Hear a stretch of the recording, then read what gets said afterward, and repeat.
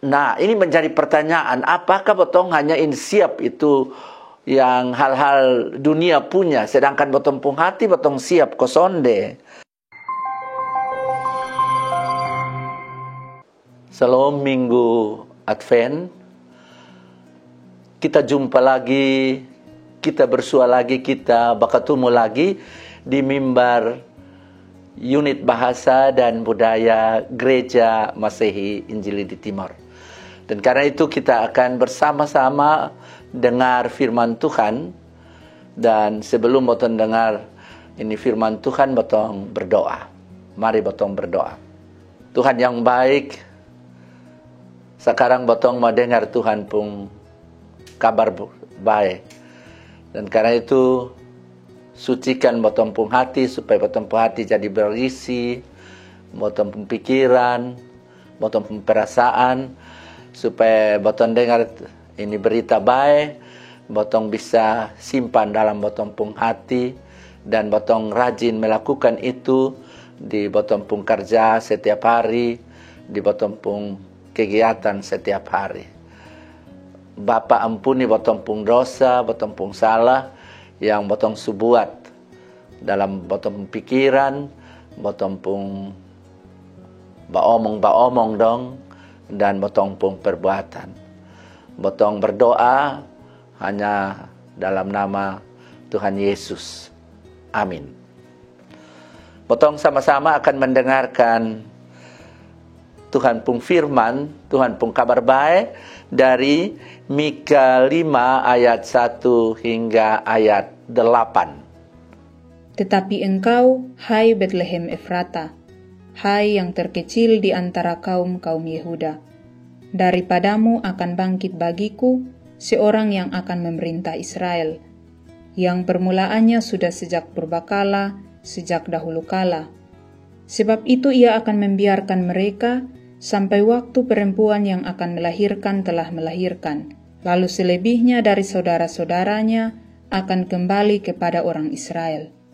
Maka ia akan bertindak dan akan menggembalakan mereka dalam kekuatan Tuhan, dalam kemegahan nama Tuhan Allahnya. Mereka akan tinggal tetap, sebab sekarang ia menjadi besar sampai ke ujung bumi, dan dia menjadi damai sejahtera. Apabila Asyur masuk ke negeri kita, dan apabila ia menginjak tanah kita, maka kita akan membangkitkan melawan dia 7 gembala, bahkan 8 pemimpin manusia. Mereka itu akan mencukur negeri Asyur dengan pedang, dan negeri Nimrod dengan pedang terhunus. Mereka akan melepaskan kita dari Asyur, apabila ia ini masuk ke negeri kita dan menginjak daerah kita. Maka sisa-sisa Yakub akan ada di tengah-tengah banyak bangsa, seperti embun daripada Tuhan, seperti dirus hujan ke atas tumbuh-tumbuhan, yang tidak menanti-nantikan orang dan tidak mengharap-harapkan anak manusia. Maka sisa-sisa Yakub akan ada di antara suku-suku bangsa, di tengah-tengah banyak bangsa, seperti singa di antara binatang-binatang hutan, seperti singa muda di antara kawanan kambing domba. Kemanapun ia pergi, maka ia membanting dan menerkam, sedang tidak ada yang melepaskan.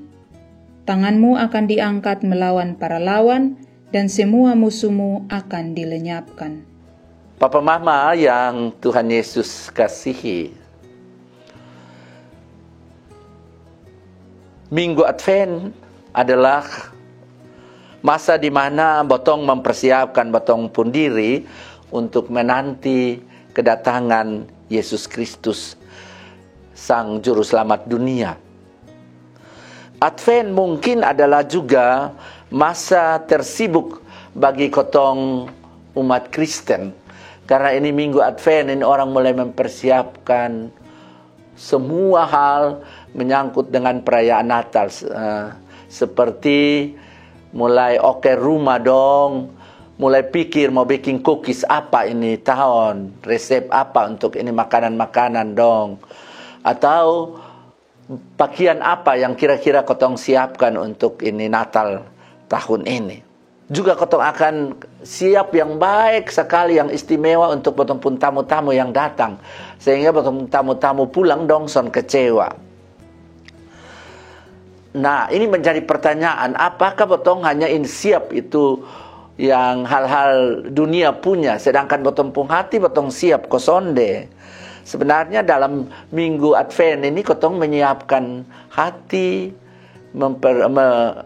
mengoreksi diri, bertobat, membersihkan diri dari berbagai kesalahan.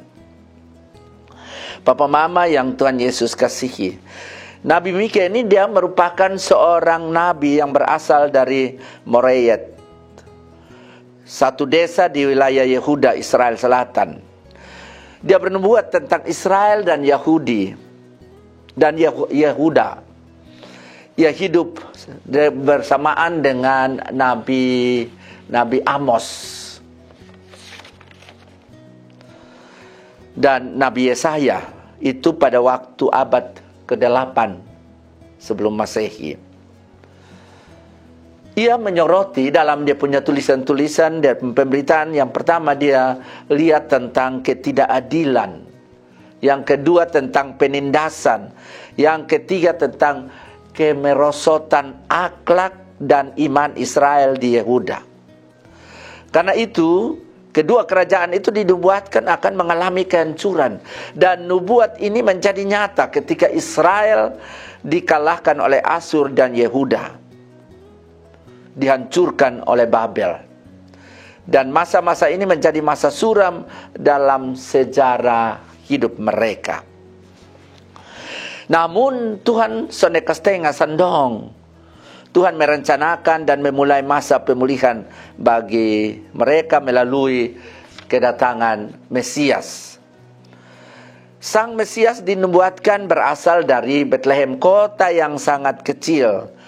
Dan sekalipun kota ini dipandang sebagai yang terkecil dari kaum Yehuda, tetapi dari Bethlehem akan muncul satu pemimpin yang sangat besar.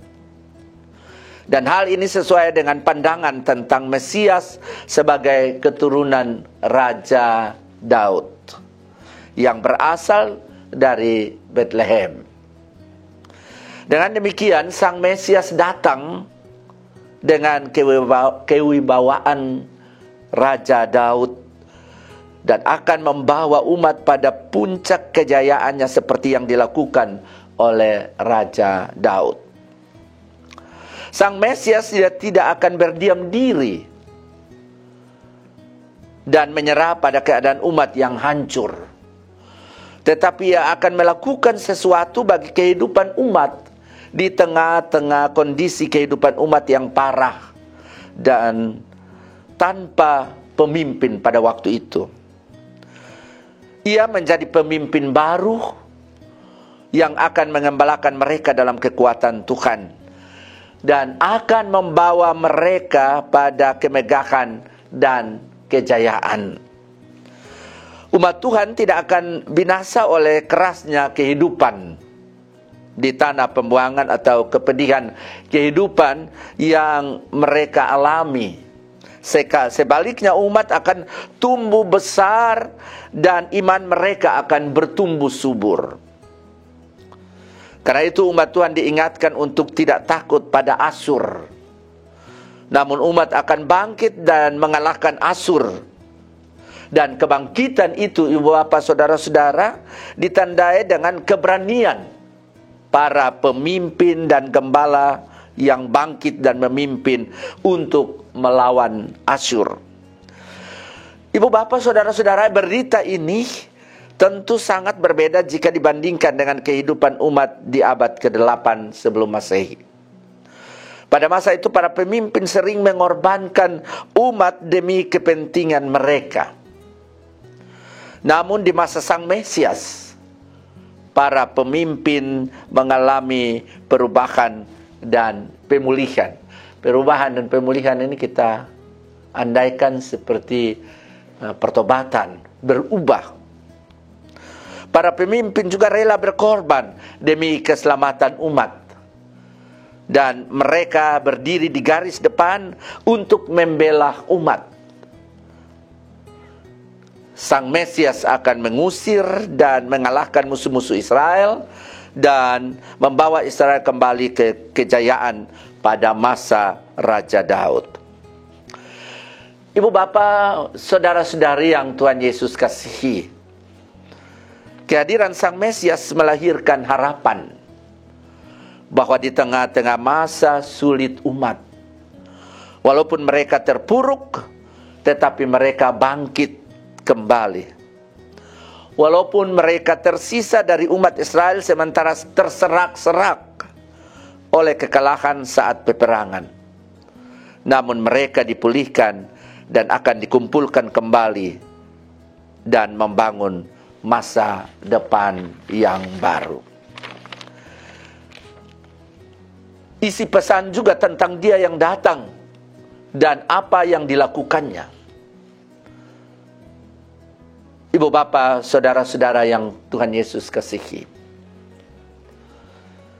Advent bukanlah momentum untuk menakut-nakuti umat.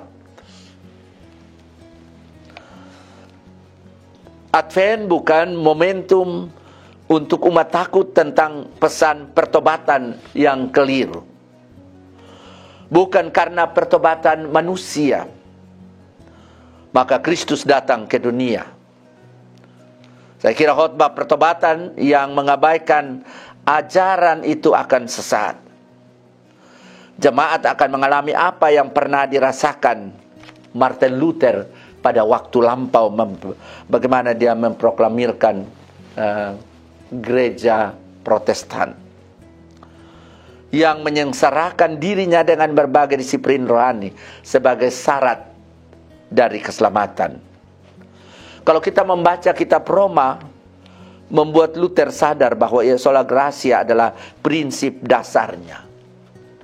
Ibu bapak, saudara-saudara, Advent Kristus.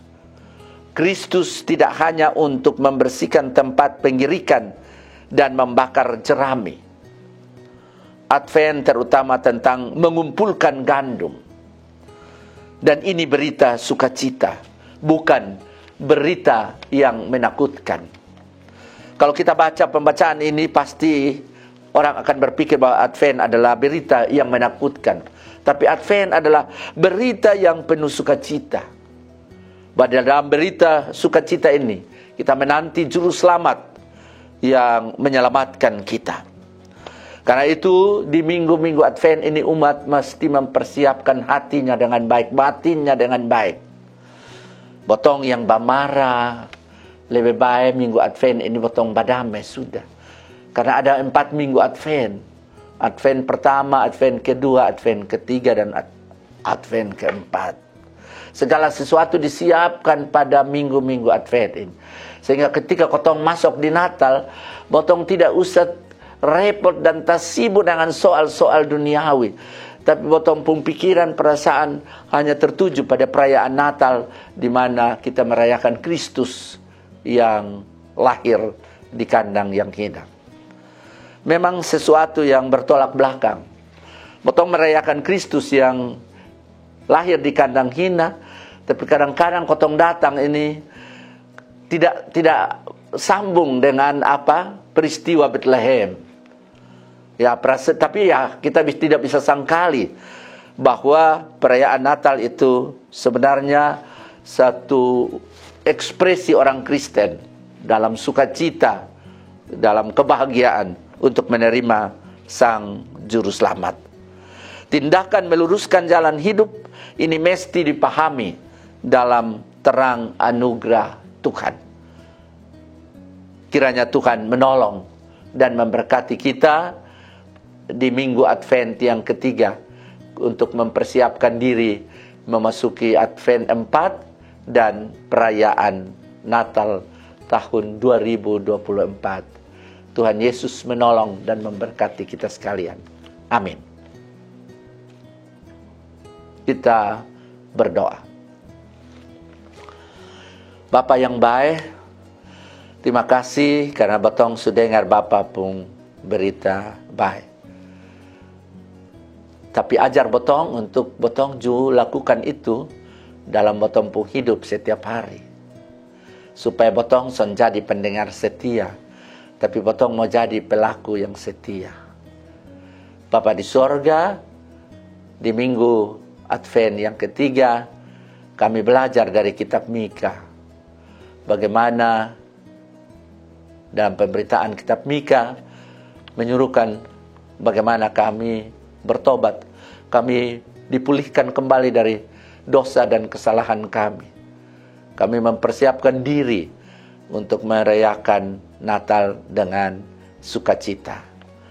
Terima kasih Allah Bapa di sorga. Botong juga berdoa bagi botong pung saudara-saudara yang terkena bencana gunung api di Flores Timor. Tuhan menolong mereka, menguatkan mereka, walaupun dalam perayaan minggu Advent mereka dalam keadaan penderitaan. Tapi biarlah dalam keadaan inilah kami belajar bahwa Tuhan juga hadir untuk menguatkan dan memberi pengharapan kepada kami.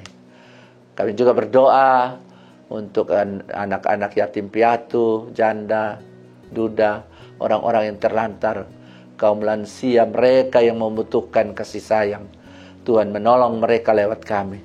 Sehingga apapun yang kami buat di minggu-minggu Advent ini membawa hormat dan kemuliaan nama Tuhan. Ya Allah, ya Bapa di sorga, kami berdoa bagi Majelis Sinode Gereja Masihi Injili di Timor dengan semua program di akhir tahun ini. Kiranya Tuhan menolong, memberkati hamba-hambamu yang Tuhan panggil secara khusus untuk melayani di tingkat sinode. Tapi juga bagi semua pendeta yang sekarang mempersiapkan diri dalam minggu Advent dan perayaan Natal nanti serta tahun baru. Kekuatan, kesehatan, hikmat dan kearifan Tuhan berikan sehingga kami dapat melayani dengan tegar, dengan kuat, dengan sehat, dan biarlah nama Tuhan dipuji dan dimuliakan. Bapa di surga, kami berdoa bagi unit bahasa dan budaya dengan semua program kerja dan kegiatan-kegiatan di akhir tahun dan di awal tahun 2025. Kami serahkan dalam tuntunan Bapa di surga. Terima kasih untuk kasih setia Tuhan yang botong alami selama kehidupan ini, selama hari-hari hidup kami, dan khususnya di minggu ini. Bapa mau ampuni botong pun dosa dan botong pun salah, dan menerima botong dalam doa dan botong pun sembah ini. Karena Kristus Tuhan, botong datang dan berdoa kepada Bapa di sorga. Amin.